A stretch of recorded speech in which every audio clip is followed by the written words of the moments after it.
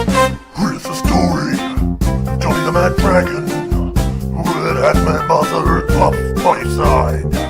They were four fans, certain that he obnoxious, but full of dragon's pride. It's the story of the great Jesse Godfrey, with Big D Go-Go and Mr. Rob. Never Jesse's crew, so fierce and passionate, and the red V shine true. Till one day when Johnny met young Jesse, and they knew there was much more than a hunt. That his group would form a fiery podcast. That's how we cut the Mad Dragon's punch. Mad Dragon's punch. Mad Dragon's punch. That's the way we became the Mad Dragon's punch. Come on, Dragons fans! Fire up! Everyone, and welcome to our special edition of Behind Enemy Lines. It's an unusual time for a Wednesday night, but as our usual show is Tuesday. But we got our special guest on tonight. We welcome Melbourne Storm legend. He also played for the Blues and also the Kings. Welcome our special guest tonight, Ryan Hoffman. Thanks for joining us, Ryan. Great to have you on. Absolute pleasure, guys. Thanks for having me. Yep. Obviously, we're going to look ahead at this Saturday's game up at Cogra, where the Dragons will be taking the informed Melbourne Storm, and which is where we'll throw over to Big T, where we'll get this going. Come with me as we go behind enemy lines.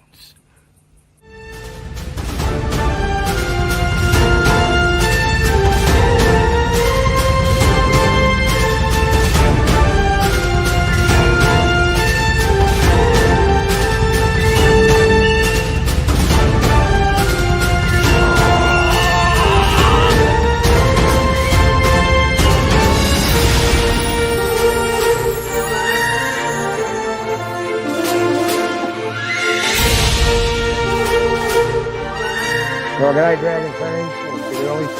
G'day Dragons fans. I'm Big T, and welcome to Behind Enemy Lines with our special guest, Ryan Hoffman, legend, New Zealand Warrior. We played for Wigan too, didn't you, Ryan? Yep, played for Wigan in the red and white. Yeah, 3 times to the Melbourne Storm. At Melbourne, Wigan, Melbourne, New Zealand, Melbourne again. Yeah, they kept on getting rid of me, but I kept on coming back. Like a bad rash. What kept you going back to Melbourne? Look, Melbourne was always home. So I had 9 years at Melbourne, and then we had the salary cap drama. If you guys didn't know that there was a salary cap drama with the Storm, and there was an opportunity because I always wanted to go to England at some stage in my career, and Mike Maguire was the coach at Wigan at the time, and obviously 2010 was great year for you guys, but a bad year for us. And so the opportunity came on. Mike Maguire was coach at Wigan, and he suggested, mate, do you want to come over for a year? Let the club sort itself out, and then head back there eventually. And I thought at the time, I said, look, let's just do it. I was 27. I thought it's a great time to go to England. I still felt I had a lot of good years of footy ahead of me. And it ended up being the best decision I ever made in my rugby league career, just to have that bit of a freshen up, just to be able to go over, play in England, play at grounds I've never played at, and play with a different game. It really freshened me up. So when I did come back to Australia the following year, I felt I played my best ever year of NRL was 2012. So it was great for me. And then obviously got a great offer from the Warriors 3 years later to go over there and played there for 3 years and loved my time over there. But look, it was a great opportunity for me to finish my career as a Melbourne Storm player. I started there at 18 under Craig, and it always just felt like home. It always felt wherever I left, I was going to end up in Melbourne when I retired, because it helps that my bride's from Melbourne, so that was all cool. But look, happy. Exactly. But Melbourne's home. Melbourne. Well, it's just that you said you kept going back. Bellyache was a good friend of yours, and what was he really like? Like, was he different away from the game as he is to the game? Yeah, look, I've known Craig since I was born, pretty much, because obviously my dad played with him at the Raiders, So I hadn't met him throughout the years, but I actually signed at the Storm under Mark Murray.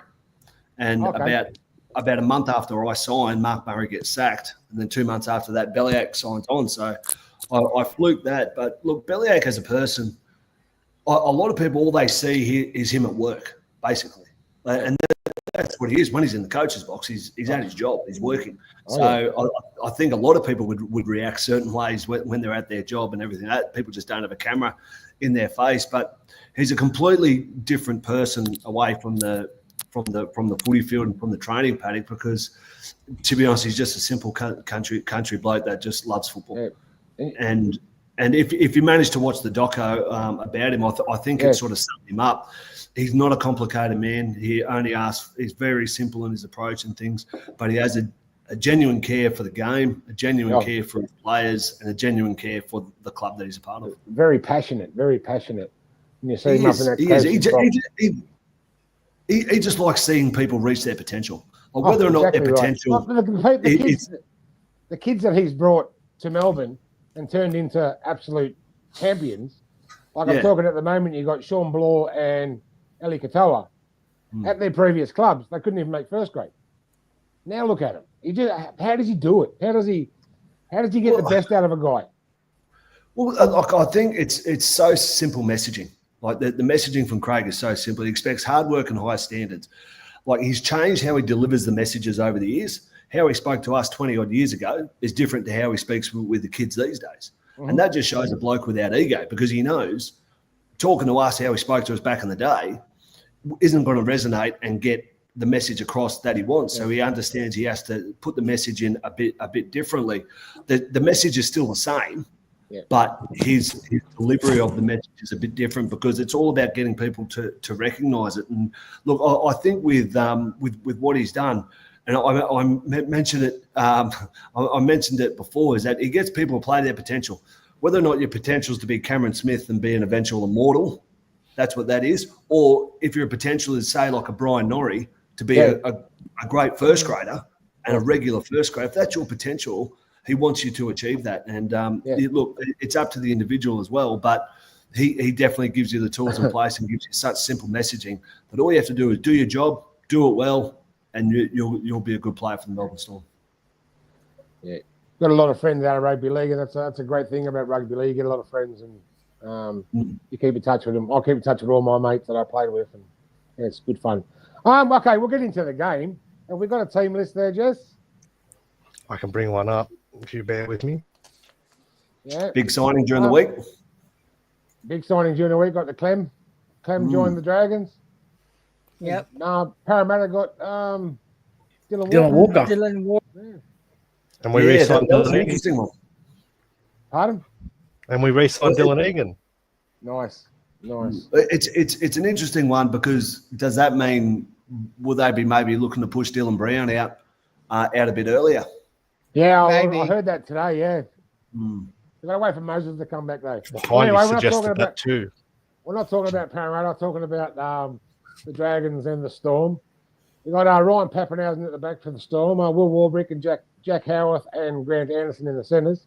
Xavier Coates on the other wing. Cameron Munster and Tyron Wishart for Gerringong Jr.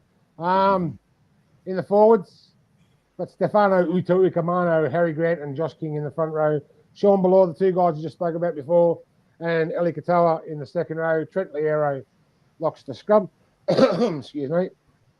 Bronson Garlick, I think he's second game in the top grade, I think, for Bronson. Alec McDonald, Tui Kamika, and Lazarus Vaialepu brought in for Big Nelson Sofa Solomona. Does someone want to go for the Dragon side while we're here? Or Yeah, I can. We've done that already? All right, I'm going to go through it again. All right. Line up at fullback, one of the co-captains, Clint Gufferson. You're on the wings. You got Tyrell Sloan and Kristen Tuipolutu. In the centers, you got Moses Sully and Val Holmes. In the forwards, in the props, you got Toby, the man. What about the half? Oh, the half. Sorry. Thanks, Jesse. In the halves, you got Carl Jr. Flanagan and Lachlan. Rubric, Elias. In the props, got Toby Couchman, Emre Goulet, and that hooker, the other co-captain, Damien, the small man Cook. In the second row, you got Luciano, Leilua, Jaden, the man, Dua. And locking down the scrum. In the number 13, JDB Jack the Bellin. On the interchange, Jacob Liddell for running out his first time in Dragons colours. David, the big man, Clemmer. In number 16, you got Hamish Stewart. And running out for his very first time in Dragons colours for his NRL debut, Dylan Egan. On the reserves, got Matt Feeney. In number 19, Raymond Vitala Mariner. Number 20, Blake the Useless Laurie. Number 21, Tom the Man Eisenhoof. And rounding out the reserves, Lycan King Togia in the number 22. And sending it back to Central Commentary to you, Big T. Thank you very much, Liam. You're the man. I was also, let's go through the teams that go up. There's no Hughes, there's no Nass, there's no goal kicking meanie. Pappenhausen's under scrutiny, as I've said today. Big issues, but you bring in Torren Wishart, Lazarus Valepu, Will Warbrick, and Fayalongo in case Pappenhausen doesn't play. You don't lose much, do you? Nah, look, it's a great benefit of having someone like Torren Wishart, who does play regular first grade, to be able to slip into the halves quite easily, and then obviously waiting in the wings too, coming back from an ACL is Jonah Pezzett. So the Storm are definitely got some good depth there. I think Nick Meaney is going to be a big miss.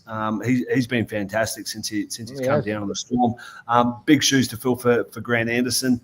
Getting himself in there, but having Will Warbrick back, the twin towers on either side with Warbrick and Coates is certainly good. And look, it's going to be interesting what they do on the bench. I wouldn't be surprised if Sua Fa'alongo gets that number 14 jersey, just to have that bit of spark, especially if Paps is under an injury cloud going into the game. Do you have much to do with Melbourne now?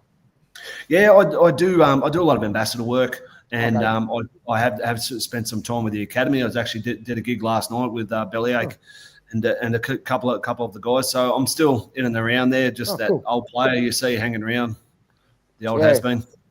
Yeah.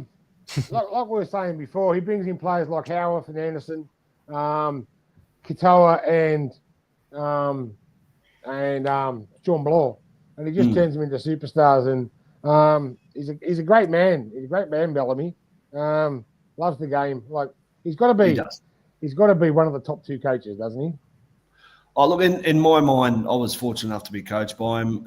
He's the greatest coach the game's ever seen. That's only my opinion. Obviously, everyone have their own opinion. Exactly right. But the fact that he's never missed the finals, the fact that he's he's changed the way he plays, the way he has his team structured, depending on where the game is at the time, what players he has in. So he doesn't have any ego to be able to adapt himself, understanding that's not just his way or the highway. Yeah. Have a look at the Dragons side of this now. You seen any of the Dragons games this year? Yeah, I have. That Bunnies game was an absolute. What do you think of the Dragons? Where are they at? So we can improve. We know we can improve, but But I think the Dragons have been competitive. The Dragons have been competitive, and that's the difference. Like, obviously coming in with a big change in the rosters. Like there's been some huge movements. Obviously with Gutherson, a new halfback in Lachlan Ilias. There has been some big change. They're key position players, and they obviously spend a lot of time around the football. So what Flanagan has done is a good job. Is he's got the boys competing. Like all the X's and O's, they're going to sort themselves out as the season goes on. But as long as you're competing and you're in with a kick or in with a try or two, you're giving yourself a chance every game. And that's what the Dragons have done. I'm sure they would have liked the last 10 minutes of that Bunnies game back, just to maybe approach it a bit differently. But that's part of the learning of the team. I mean, look, we're in round 4. So we're going in the round 4. Teams are still learning, and especially when you've thrown a bye in there as well. And Storm were the same. That's why they were so off against the Panthers. You're just starting your season, and then you throw in a bye, so you almost sort of lose that momentum. We're the same. Exactly, we had no momentum, but no, anyway, South game we could have won. We scored 5 tries to 4. Unfortunate. Holmes was off with the boot that day. Has anyone else got a question for Ryan? Yes, I do. There you go. Go, Scoop. During your time at Melbourne, what was Cameron Smith like? Was he like the biggest pest on the field, or was he being like a third referee in the middle? Because I've heard a lot of people say, in fact, Cameron Smith didn't really play. He was more of a referee's role. What's your point of view? Okay, so I played with Cameron for a very long time. I know Cameron very, very well. He's a very good friend of mine.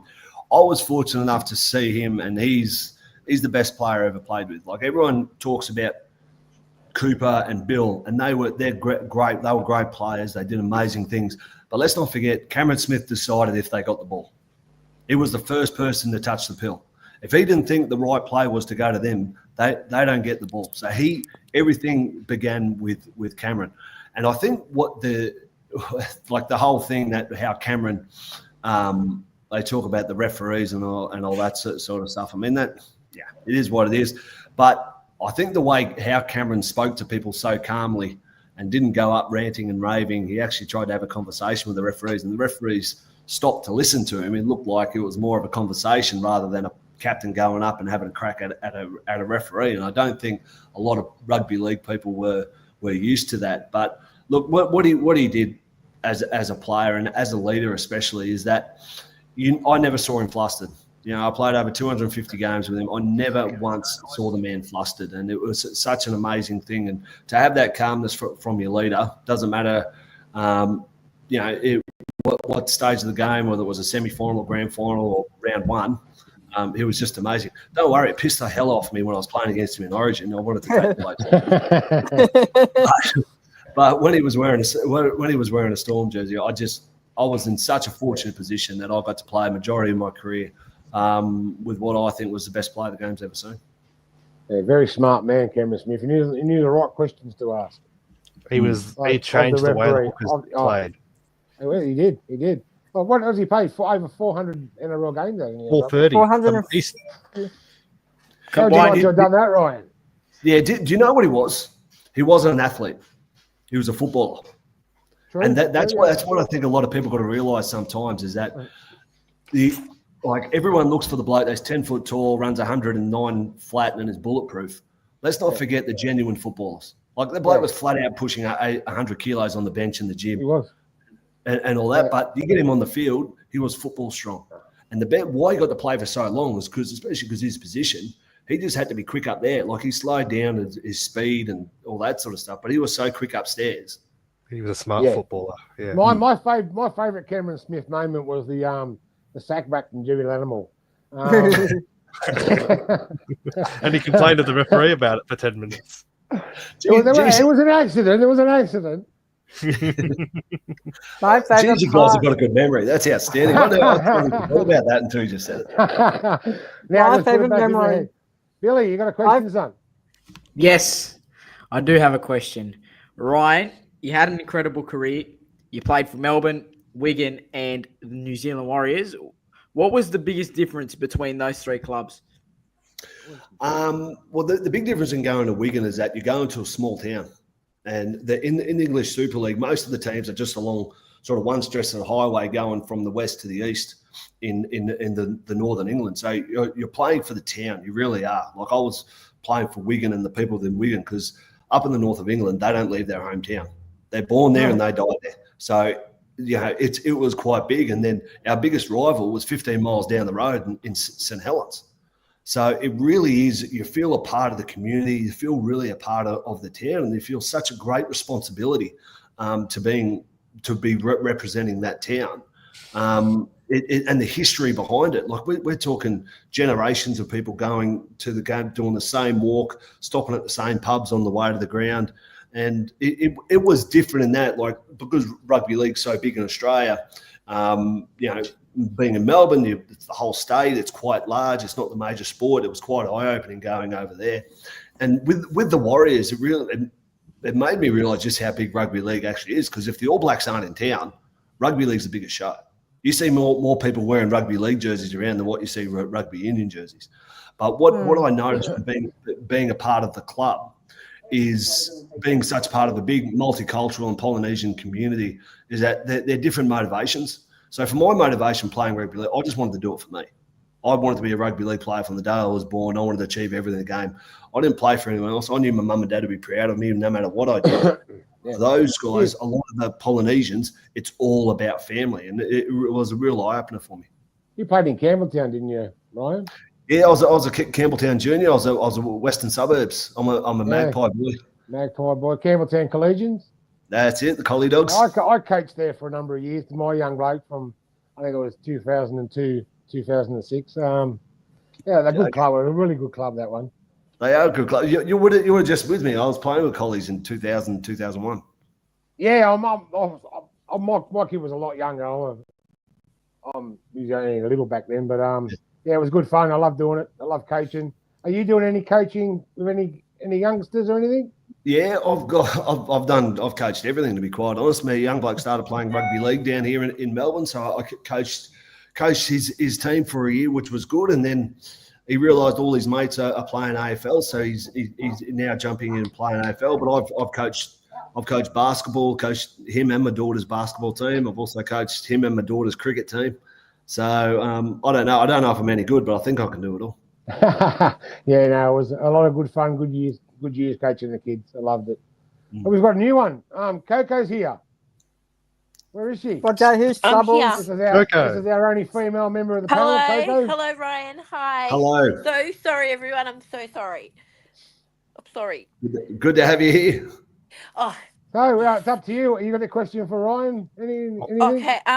Yes. I have two. I've got one. Who was your favourite opponent playing against? Like, there's always this rivalry. Who was your favourite player to match up with on the field?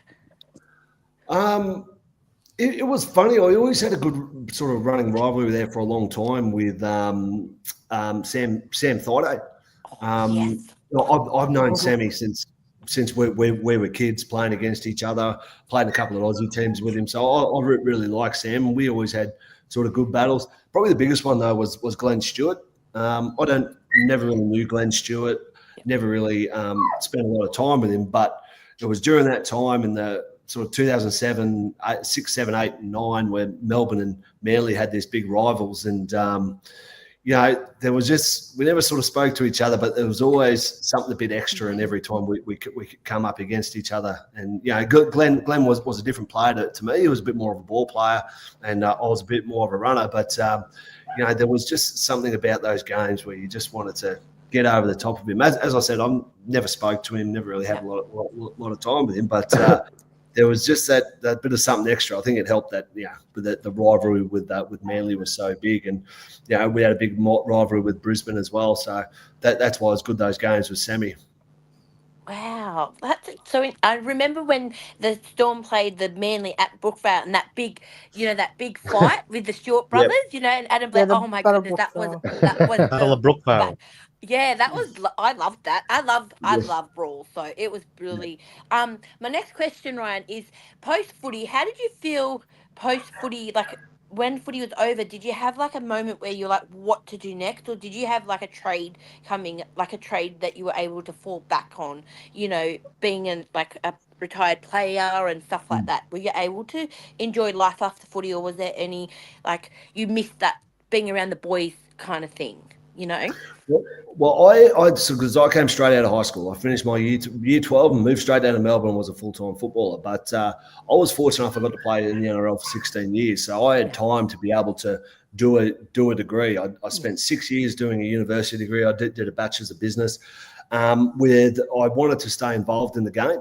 But I didn't want to be a coach. I didn't want to put my livelihood in the hands of a bunch of 20-year-olds. So I felt I'd be better served in the administration side. So I actually had a plan in place to step into football operations, which I did. I did that for 4 years. I was football operations manager, which I think was a great way for me to wean myself off the game because I was still a part of the club and still a part of it. I reckon if I would have left the game cold turkey, I would have really struggled. Yep. I did that role for 4 years, and then I realised, okay, it's time for me to step away from the game. I had 20 years involved, 16 as a player and 4 in the admin. And I didn't want to travel anymore. I wanted to spend more time with the family. Look, rugby league's not going anywhere. The Storm's not going anywhere, so I might go back there one day. But with the kids or what the ages they were, I needed to step away and spend some more time with them.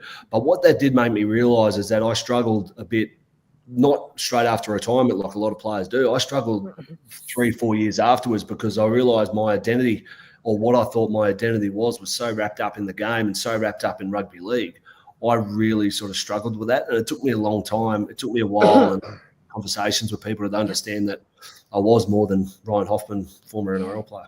Oh, wow. Thank you so much for sharing that. That's so interesting to hear. And one last one. I'm sorry to overtake everyone. I really want to know, how was having Craig Bellamy as a coach? I see him in that box with all his emotion. Did you ever get a spray from him? Oh, I got plenty. He was no holds barred in the early days. Like he would ride up to you and he'd let you know exactly what you feel. But you know, I was lucky. I was part of the generation where you'd basically cop that. You cop criticism. You took it, and but it only came from a good place. And that's what I think we realised with Craig. It was never personal. It was pretty much criticism what you're doing. And the fact, if he's criticising what you're doing, that's good because he means that he expects a lot more for you and he knows you can do it. And that's why he's so frustrated, because he knows you can do it and you're not doing it for whatever reason. Like, he's giving you all the resources. So he really wants you to knuckle down. And I was sort of mentioning before how that delivery of the messaging has changed, but the message has still stayed the same. And that's, you know, you've got to work hard and you've got to have high standards in what you do. There's no point half-assing it under Craig, because he wants you to do it 100%, because how you train is how you're going to play. Yeah. I did hear Cameron Smith say in the commentary on Nine the other night that he's a little bit different the way he approaches his coaching now to when he was playing. Have you noticed that a little bit? Yeah, he does. And I think he's realised how the game's changed, but he's also recognised the position. So you look at the Melbourne Storm, you look at their spine, Pappenhausen fullback, Munster former fullback, Jerome Hughes former fullback. Mm-hmm. So it's a bit different when you had such a structured players in Cam, Bill and Coops. So these guys now with the Storm, they're a bit more off the cuff. They're a bit more on the front foot sort of thing, whereas Cooper would break teams down by getting to structures and getting, break them down over a bit of repetition on what he's doing, whereas the guys nowadays, they're all about speed. They're all about taking that opportunity when it comes. And I mentioned before, that's why he's been such a great coach, is because he doesn't have the ego to say, no, this is how we're always doing it. He's adapted his coaching to what's going to be best with the players that he has. All right, Jess, it's up to you. He said in that press conference against Penrith last week, he didn't like the complacency when Cleary went off. Do you think he'll get a response from the side this week, which could mean bad news for the Dragons? Yeah, that was would have directed as a team out of the hole, and I reckon a few individuals. I think what Craig has always liked is that when you get on top of a team, you want to kick them while they're down. You want to nail that, put the nail in the coffin. Don't let them up. And you got out to a 14-0 lead against Penrith, and then there's superstar halfback, best halfback in the game at the moment, gets taken off, and then you start playing worse. And that's what I think he was most annoyed about. The boys started listening to a bit of subconscious. Okay, it's going to be an easy night, and that just shows the standards. Yeah, they won. Yeah, it's only the second game. They had a bye in there, but that doesn't matter. What you needed to put in a good performance. And look, it's it's a tough road trip, Cogra, and we're under no illusions that it is a tough road trip for the boys, and he knows they need to be on, and he knows that bit of complacency, if that creeps in this week, you can get the pants pulled down, and that's what's going to happen. Like it. Yeah, there. Yeah, those players out, I think they're going to be a different side, Melbourne. I know Tyrone Wishart is not Jerome Hughes, so he's not going to bring He's a the same different game sort of as player. Jerome. Yeah. He's a different player. Mm. But losing Eenie Meenie and then bringing Warbrick in, Yeah. there's no difference there.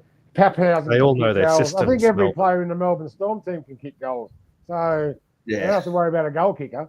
But I hope our defence holds out. We haven't been too bad in defence. We're just letting the easy tries.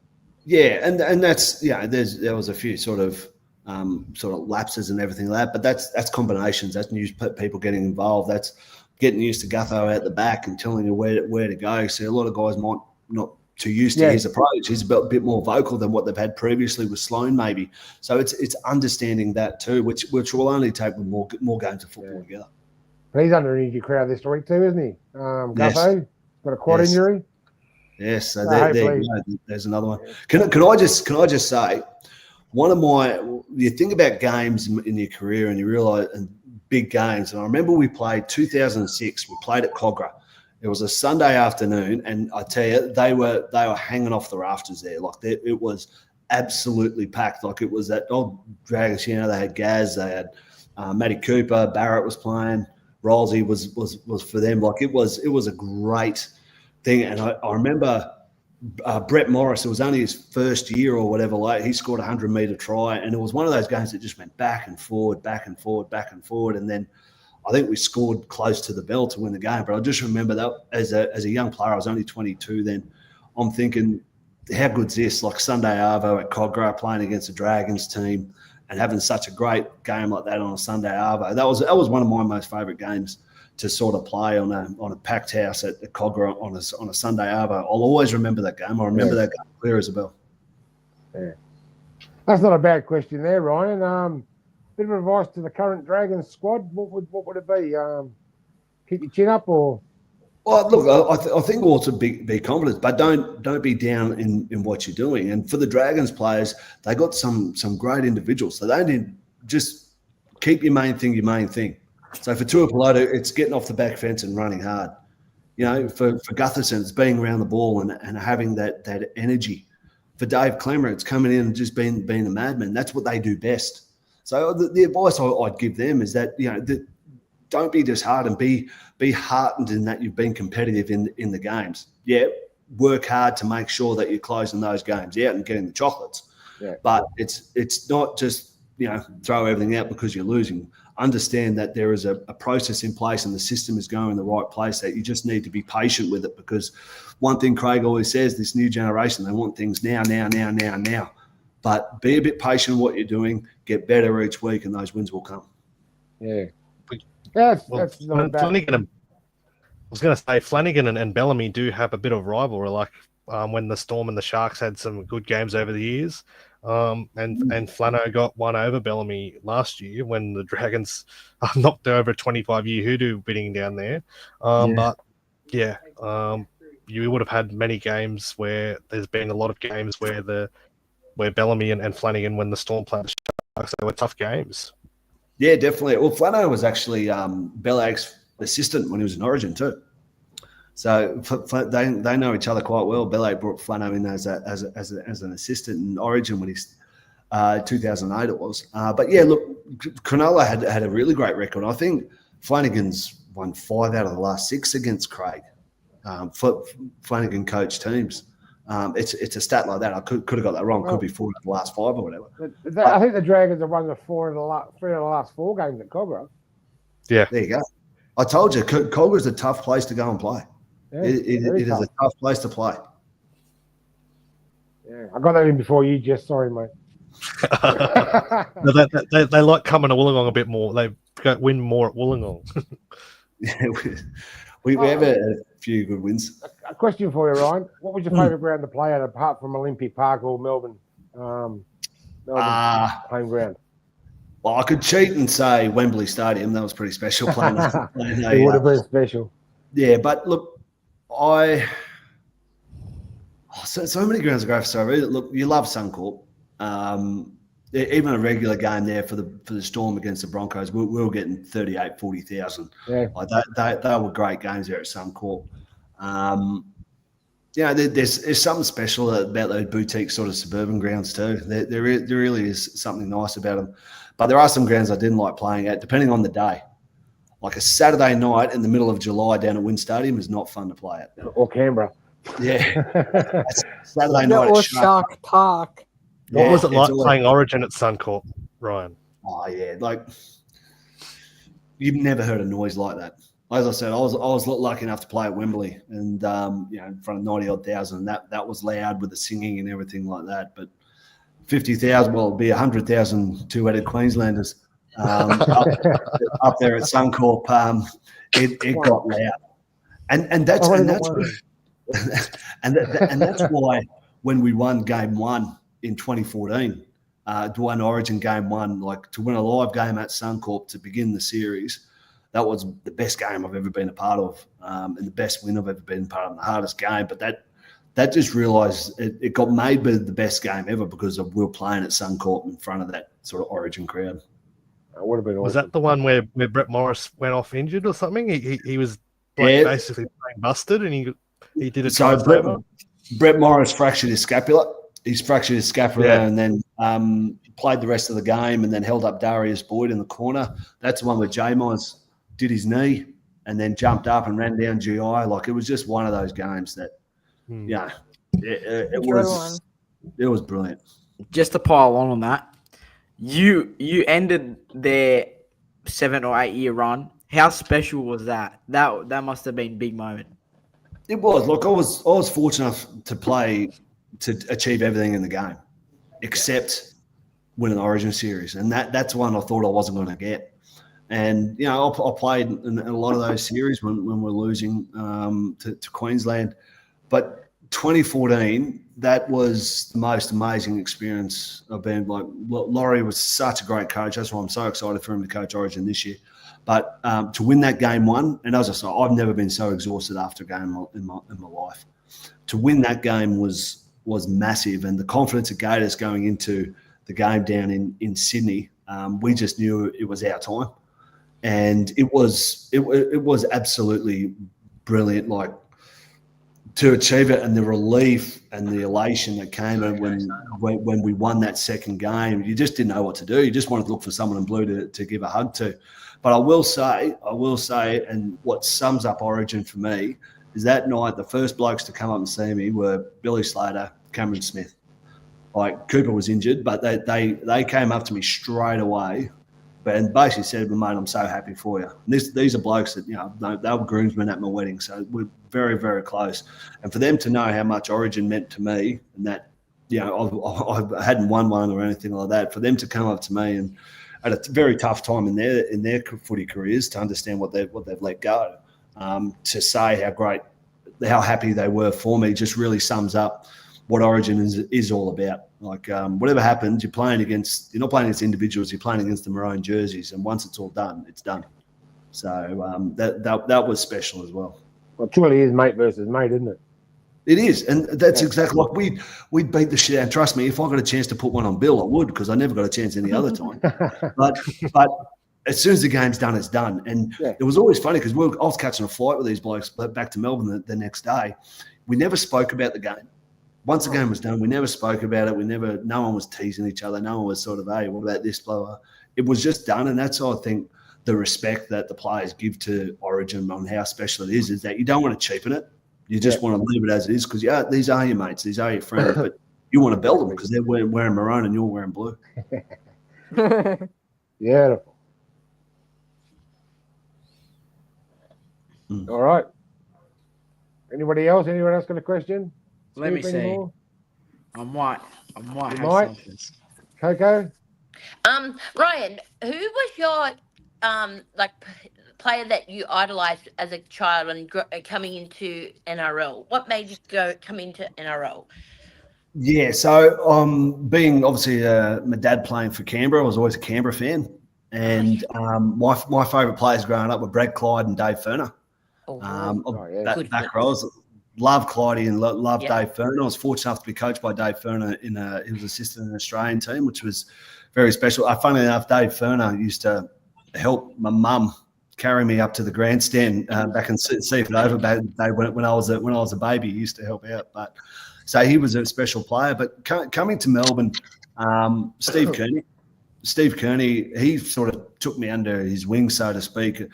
He had no choice because I was following him around everywhere, just trying to soak up everything I could. I roomed with Steve, and he was a great role model for me first coming into first grade, because Steve was great with preparation. He really was, and as a leader, how he prepared, and being his roomie, I got to see what he did night before a game, how he prepared off each week, and why he played for so long and was such a great player for New Zealand and player for the Storm. So Steve Kearney had a massive influence in my career, and obviously went on to coach me as an assistant at Melbourne and as a head coach at the Warriors.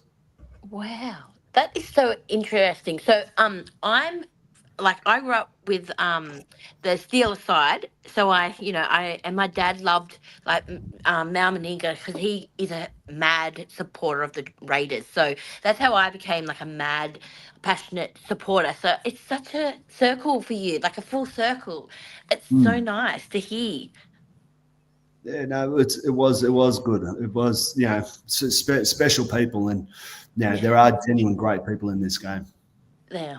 You seem like a very nice person, Ryan, and thank you so much for coming on, because it's such an eye-opener, and love listening to your stories and questions, and it's just thank you so much. I have just been such an awe of you. Oh, thank you. You guys were kind enough to send the invite. Yeah, did you playing at the Warriors?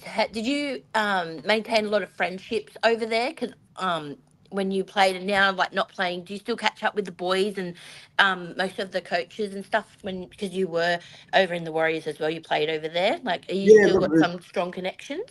Yeah, it's still a really strong connection. I got to know Tommy Luai really well. I played with him at Wigan and played with him in New Zealand. Our daughters were born at a similar time, so know Tommy quite well. Albert Vete was another one. They're a great people. Jerry CU, great people over there. At some good times with Monty Beetham. I never played with Monty. I played against Monty, and but just getting to know the old boys and that over there. I'm proud that I'm a former Warrior player. I'm Warrior player 195, and it was a great honour being over there, and I managed to captain the club for a year as well. Wow, exciting! And how was playing for Wigan in the Super League? I know their fans are absolutely crazy with passion. Did you enjoy playing in Wigan, at Wigan? Yeah, that was the best decision I made in my career, going over there for 1 year. It was very stressful for my wife because I told her I just want to play at Wembley. I just want to go to a Challenge Cup final in Wembley, and obviously the Challenge Cup is a knockout tournament. Yeah. So every time we played a Challenge Cup game, she was an absolute nervous wreck. But we managed to get there and go through it. But there are great people over there, and I'm still close to a lot of those guys. Played with Sam Tompkins. Sean O'Loughlin is top 5 of one of the best players I've ever played with. He's in my top 5. He is an absolute brilliant player. I really wish he came to Australia. He was very close. He told me he was signing with the Dragons, would you believe? Everybody signs with the Dragons. Hear about that. Everybody says they're signing with the Dragons. Come on. I know, but if Sean O'Loughlin said it was close, mate, it was close. But Sean O'Loughlin he is almost a perfect footballer. He's big like a front rower. He could pass, he could kick, he could take the tough carry. He could always make his tackles. It was like his brother-in-law, Andy Farrell. Just a wonderful player. And Bill, Cam, Coops, GI, great players, and definitely put Sean O'Loughlin up there as well. I have a question for you now. That's just popped in. Billy's been coaching Origin the last few years. Cameron Smith's been helping with. I'm not sure if Cooper Cronk's involved, but he's involved in some capacity, I think, isn't he? He's on the board at the QRL. Yep. And then you got. Did you play alongside Riles at Melbourne, Jason Riles? I did. Yep. Do you have any aspirations to get into TWM coaching, Ryan? To NRL coaching? None whatsoever. You said that before. None whatsoever. as I said, I don't want to put my livelihood and feeding my kids in the hands of a bunch of 20-year-olds because I don't trust the 20-year-olds. Yeah. Did you trust yourself at 20-year-old? No, probably not. Yeah. Like, Hasn't been a great start for Jason Riles, has it? no, but Rylesy did a proper apprenticeship too. Like he was at the, he went through the hard yards. Like he didn't just, think, okay, I'm going to do this. He spent a lot of time under Craig and Trent and Eddie Jones. I believe he will be successful. It's going to take a while, but I believe he will be a coach, and he's had to do a lot of roster because he's got his idea on what he wants his roster to be, and he's playing the long game with it. And for his sake, I hope the board and everyone have the patience for him. Oh, he's definitely trying to get his team because he told a few players they can go. Gutho, Regan, Campbell, Gillard. Now he's got rid of Brown. So he's definitely getting his own team together, isn't he? Big calls. They're not tough. They're not easy decisions to make, and they knew not at all. No, especially Gutho and Campbell Gillard, two very experienced players. Exactly. So he knew there would have been backlash. Yeah, I thought Gutho was Parramatta's heart last year. Always argued every decision from the referee. Always played 80 minutes, even on busted legs. I think he's a good pickup for the Dragons because it's just the experience. He'll mentor the players. He'll bring the younger players through, and I'm just so happy that we got Gutho at the Dragons. I think he's good also for the halves. Okay, because you got Kyle and Lachlan. Very young. Yeah, they're young. They've sort of had their times in and out of first grade and everything like that. So having such that confidence in that at the back works perfectly with Damien Cook as well. Same boat, really experienced campaigner, what professionalism sort of look like. So when you got those guys at hooker and those guys at one, I think it's going to speed up the development of the halves, and which will put in good stead for the Drags. I've got another one. I could talk to you all night about football. What do you think, Jacob Little, the Tigers junior? What do you think of him and his progression at the Dragons? Oh, he's a good player. He's a good player, and it's going to be interesting because he's going to want to be a starting hooker. To be quite honest, I think what they've got, that sort of 1-2 punch. That's how a lot of teams go these days. The 1-2 punch with the hooker, and I think having him coming off the bench too, like you sort of let Damien Cook, a bit more experienced, like take a bit of take that early sting. So you can have that bit of craft coming in off the bench, that sort of 10 minutes to go before half time or 20 minutes to go in the game where you just want that bit of craft and a bit of sharpness around the ruck. The try he scored against the Bulldogs in the first round was unbelievable. Unbelievable. You couldn't have folded him. No, but that's a genuine hooker's try too. Smart too. Yeah, exactly. Cameron Smith smart. There you go. That's it. As long as you're not going slow there, you can keep playing as a hooker. Exactly right. Yes. Yep. Not like us back rowers, overworked and underpaid. Ryan, you played 360 first grade games across NRL and Super League. What was your proudest moment? I don't have just one. Like your first grand final, your second grand final, your third grand final. I mean, playing Origin. Look, Origins were the biggest games, but the pinnacle for me was playing for Australia. So that was a pinnacle for me, being picked to play for your country, and especially such a strong rugby league country like we are, to be picked to play for that. I was really proud of the 300th game for the Warriors, and not only just for myself, but I was really touched with what the Warriors and the effort the boys did. Like we had a tough year that year, but the effort was an away game against the Titans, and we boys played the house down, and that really meant a lot to me as a player on a milestone for me. And I'd only played 50-something games for the club, and it's a spit in the ocean for them, but they made it a special night for me. So I was not proud of myself. I was more proud of being a part of the club and what they did for me on that night. So many proud moments being in a Storm jumper with what we did on the football field. 2012, after what the club went through, and to come out of it 2 years later with another premiership was special. 100%. And I'm pretty sure that 300th game of yours, you guys won by about 22. So it was a big win. Well, to win by 20, that's the only way I could get a kick. So we scored a try on the bell, and they gave me the kick, and I managed to put it through the post. 100%. That's the best feeling when it goes through. Yeah.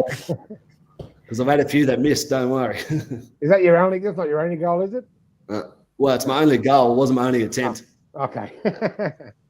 I'm 1 from 3. Yeah, I was about that when I was playing. 1 from 3. All right. Yep. I got to say, one question I normally get from these things is obviously who was the hardest player I played against. Okay, yep. Hardest? You mean hardest? Yeah, no one ever scared me.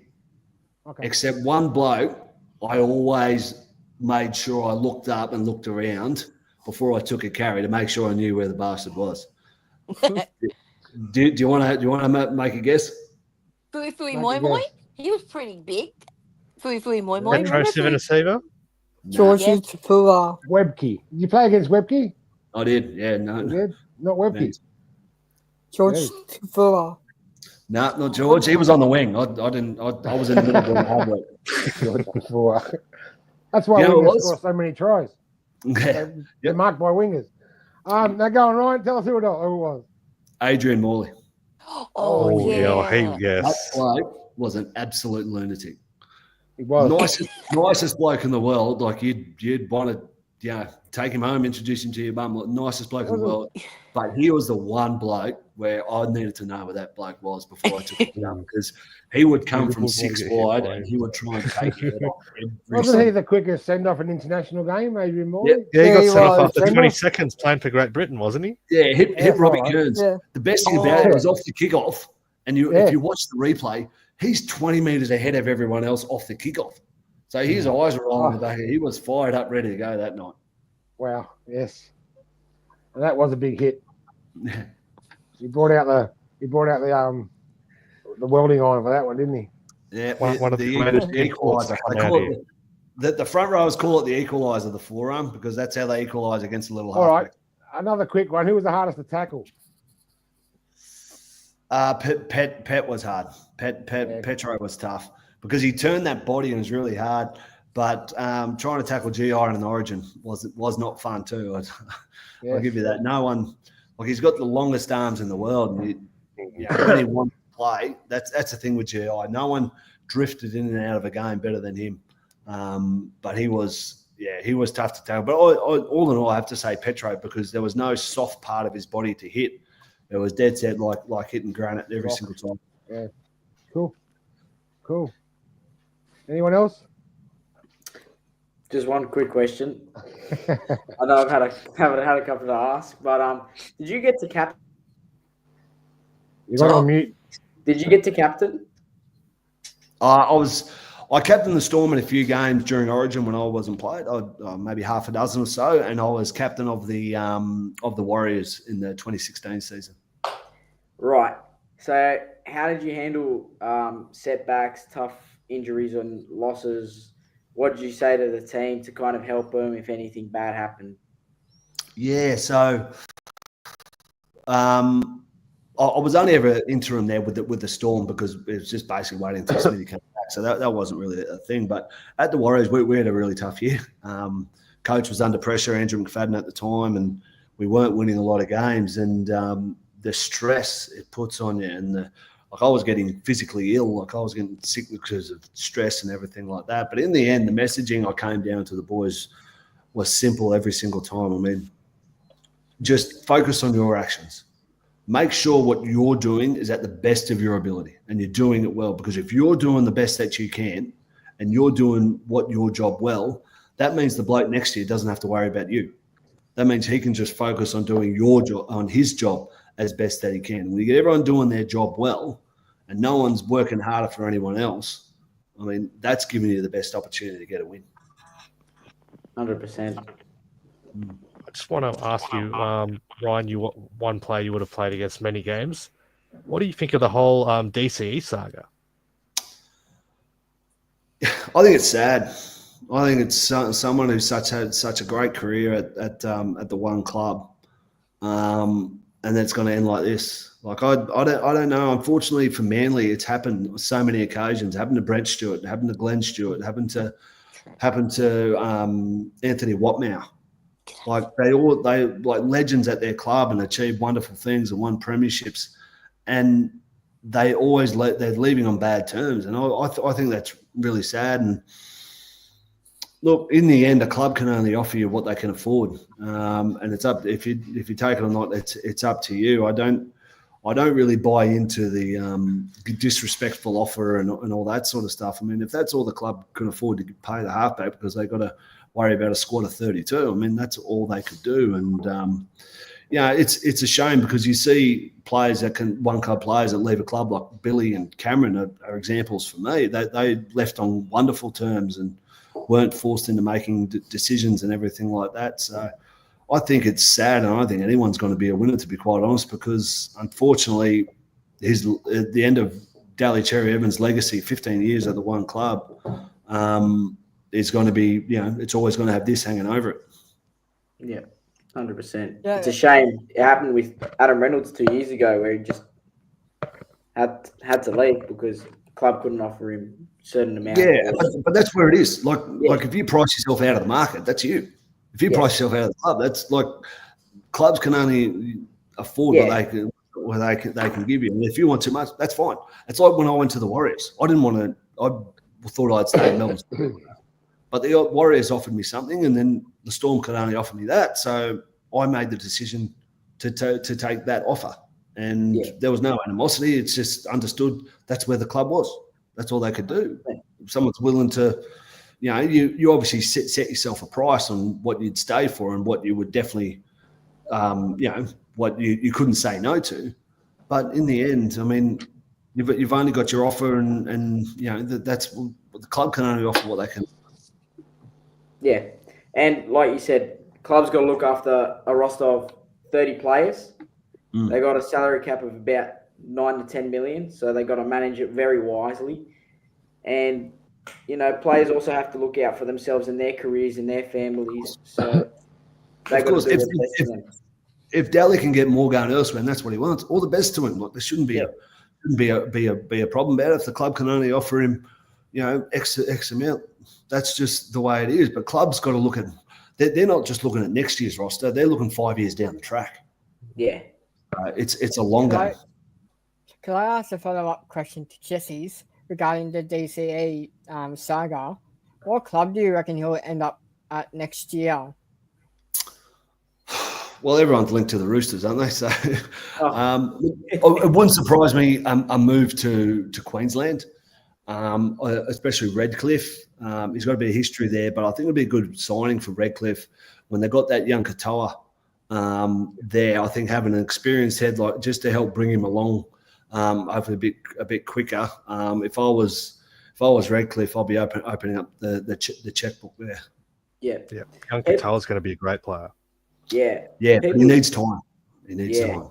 There's also been reports going around up in Redcliffe that they might be signing Carl Opelatu for a few years, apparently. That's what I've last heard.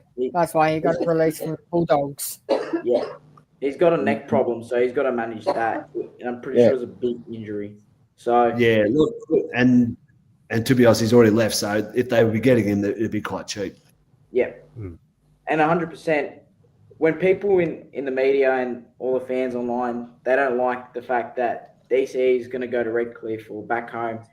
I think that is a ridiculously smart move on Redcliffe's part because, you got young Katoa who got chucked into first grade at the age of 19. He's obviously going to have some struggles. So bringing this guy who's played 350 games of NRL, they're geniuses. He's been their best player though so far this year, young Katoa. He's been their best player. And I wouldn't be surprised that DCE will be the second player in NRL/rugby league history to play 400 games. Yeah, fair chance. He's very healthy. He's the fittest player in Manly. He's 37. Yeah. And the halfbacks are well protected these days. Yeah, And they was. 100%.